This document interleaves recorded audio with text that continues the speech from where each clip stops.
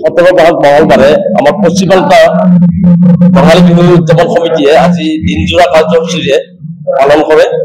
ৰাতিপুৱা কাৰ্যসূচী বিহু পতাকা উত্তোলন আৰু তাৰপিছত আকস্মিক বক্তৃতা, কুইজ প্ৰতিযোগিতা আৰু ভাষণ প্ৰতিযোগিতা আৰম্ভ কৰা হয়। তাৰপিছত আমাৰ যিখিনি আমাৰ কাৰ্যসূচী আছিলে গোটেইখিনি আমাৰ সুচাৰুৰূপে হয়। ইয়াৰ পিছত আমাৰ আৰু ৰাতিৰ কাৰ্যসূচী আছে আমাৰ আমন্ত্ৰিত বিহু নৃত্যত বিহু হুঁচৰি দল আৰু বিহু বৰণীয় কৃষ্টি সংস্কৃতিৰ দল মৰিগাঁৱৰ পৰা আহিব। আৰু তাৰপিছত আমাৰ ৰাতিৰ বিদিশা চৌধুৰী আৰু অনুপম ভূঞাৰ গীতৰ সভাই আছে। আৰু আমি ইয়াৰ দ্বাৰাই আমি সকলো অসমবাসী ৰাইজৰ সহায় সহযোগ আৰু ৰঙালী বিহুক শুভেচ্ছা জনাই আমি আজিৰ এই কাৰ্যসূচী আমি আৰম্ভ কৰোঁ।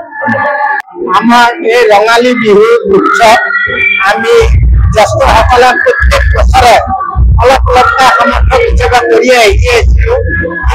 এতিয়া আমাৰ যুৱকচাম আগুৱাই অহাত অলপ আমাৰ হাত খাৰা দিছে, সঁহাৰি পাইছোঁ।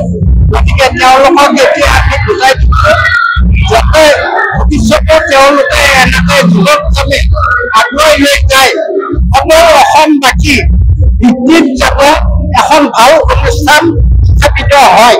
গতিকে এইখিনি কৈ মোৰ বক্তব্য সামৰি মাৰিলোঁ আৰু লগতে মই এই সাংবাদিক সকলক কৰ্মীসকলক গোটেই ৰঙালী বিহুৰ শুভেচ্ছা জনালোঁ।